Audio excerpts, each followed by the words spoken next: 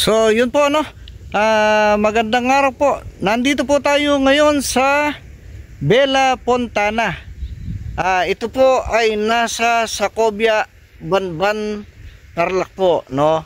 Ang ticket po dito is 50 pesos kada person po, no. Tapos yung parking is 50. So tayo po nagkaroon ng ticket na 100 pesos po, 50 pesos sa akin at saka sa motor. Ayan po yung tatak natin para pag-chinek ng guard. Ayan po.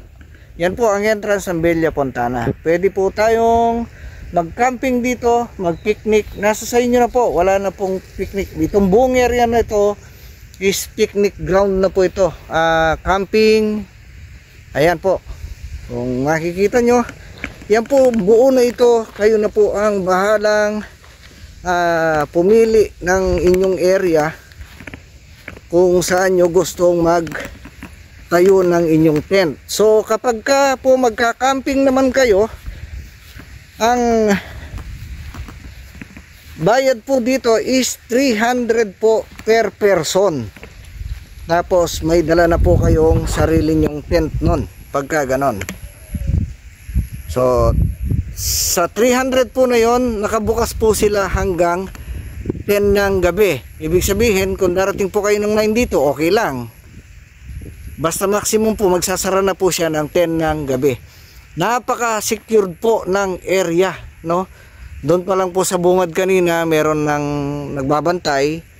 Dito po sa loob may nagbabantay, may CR po. Tapos yan. Ganyan po kalilim dito. So halos wala kang mapuntahan na mainit. So yung pagitan lang po ng mga puno ang may konting araw na naka labas, no? Pero kabuuan po, yan, malilim po siya.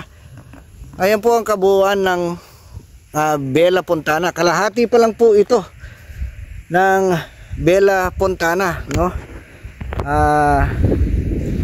Ililibot ko po kayo. Meron pa pong kalahati ito sa kabilang banda niya. Ito po, kahit saan po kayo dito magpili ng pagkakampingan nyo, magtatayo ng tent, diyan, napakalinis po. Ayan, nakita nyo po, napaka-responsable po ng mga pumapasyal dito, no? Ayan, nakita nyo, walang kalat. Kung may kalat man po, katulad nga na nabanggit ko kanina, ano po yan ng mga puno.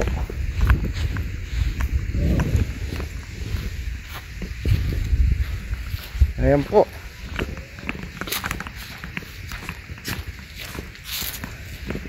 From dito po sa taas, no, matatanaw po natin ang mga ibang part ng Zambales. Yan. Sa mga bundok po ng Zambales yung nandito sa gawing kanan natin. Doon sa gawing kaliwa natin, yan po mga yan, Banban. Yan. Ayan po, tanaw po natin yan. Yan.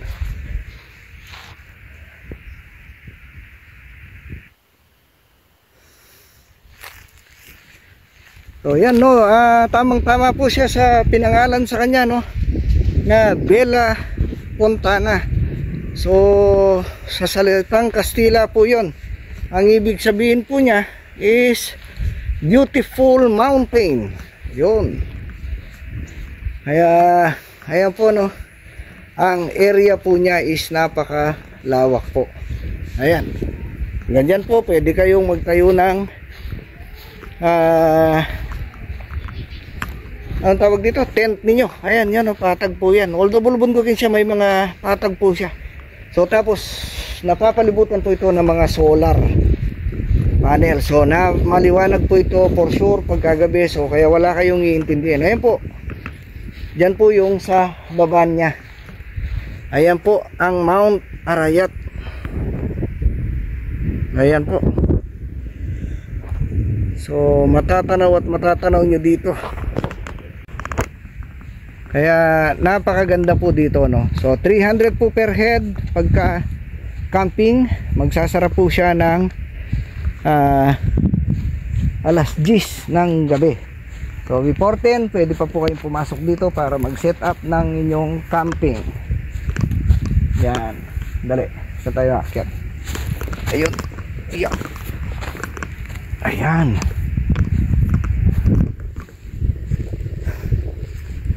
Ayan po ang kabuuan na, kaya kahit madami na po kayo dito, eh malamang sa malamang po kakasya po kayo kahit gaano kayo kadami. So hindi nyo po iintindihin dito yung baka mamaya madami na pong nagkakamping,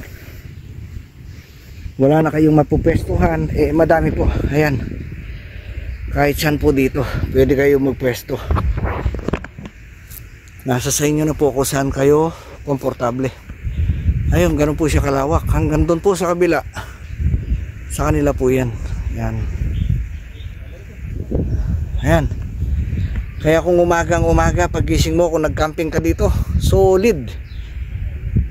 Tapos ngayon December may fog dyan, kape-kape, almusal. Ayan, napagod lang po ako naglakad.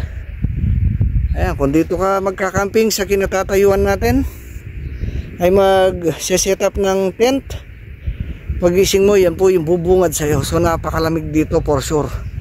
Ngayon napagtanungan tayo kanina, malamig talaga dito, maliban sa mataas. Eh di ba, December na po, so malamig. Ayan. Kaya komportable po kayo pagka nagcamping kayo dito. Magdala na lang po kayo ng pagkain o iluluto, yun pwede. Ayun. So hanggang na dito na lang po ang pagpasyal ko sa inyo dito sa Bella Fontana Fruit Farm. So maraming salamat po sa pagsama sa akin. Maraming salamat po sa patuloy niyong pagsuporta. Hanggang sa muli po, salamat.